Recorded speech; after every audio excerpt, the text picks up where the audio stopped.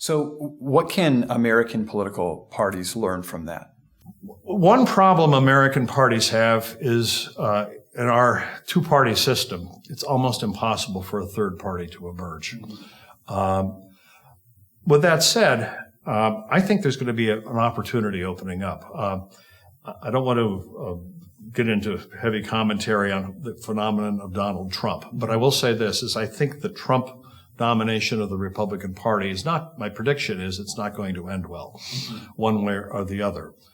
I wish it would end well, but I'm not sure. I don't think it will. I think the Republican Party will have a crisis time in the not too distant future where, in fact, it's ripe for a takeover. And by that, I mean it's ripe for social conservatives to actually gain control of the party.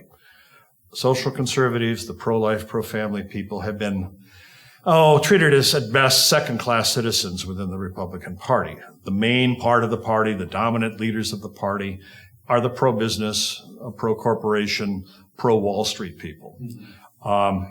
They'll take social conservative votes, but it's a low priority. They'll throw them a few small bones, but they will never make their agenda the first part of their agenda. I think that's going to change. I think the party is going to fall apart. And I think, again, it's possible to see a takeover of the party, genuine takeover by real Christians, real pro-family, pro-life people. I think that could happen. So I think that's one lesson we may have, is there's an opportunity coming. It's not going to be pretty. I think the next couple of elections are not going to be pretty. Things are getting uglier and uglier, even as we speak right now, almost on a daily basis. But there's an opportunity, I think, again, for pro-family politics to really run a political party, or at least be the dominant theme of a political party. Do you think that there's the same sort of opportunity in the Democratic Party in the United States? Boy, I wish it was. Right now, the Democratic Party is an anti-family party. The odd thing, and I've written some histories on this, is that from, the 1880s until the mid-1960s, the Democratic Party was the party of the family. This is the party that drew Southern evangelical votes, by and large, white evangelicals. It drew African-American votes, mainly religious people. It drew the votes of Roman Catholics. It was the party of the working class, and many Roman Catholics were in or had come out of the working class. And it was the party of, again, promoting pro-family politics relative to politics based on Wall Street. But that ended in the late 60s and early 70s. This is when Ronald Reagan, the Reagan Democrats, moved over from the Democratic Party to the Republican Party. But that marriage has never been a happy one.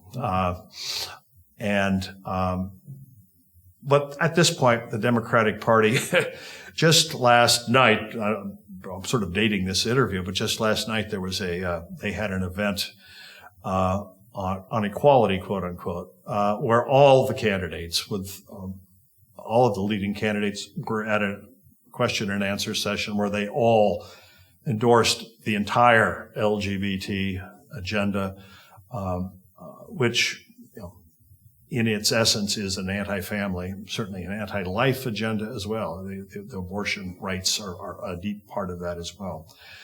So I don't see anybody within the Democratic Party, sadly, holding to the values that used to animate that party. It seems to me it's not going to come from white Democrats. But do you think that there might be a chance for minority communities within the Democratic Party, which are much more historically religious than are white Democrats? Do you think there might be the opportunity for such individuals to operate or to become a growing share of that constituency? And boy, I hope so. It's been a dream and kind of a hope for a long time, for me at least. It's possible that someone could come along and build that case and build that coalition. It would have to be, as we say, a person of color who could lead that. It's possible. I suppose it's possible.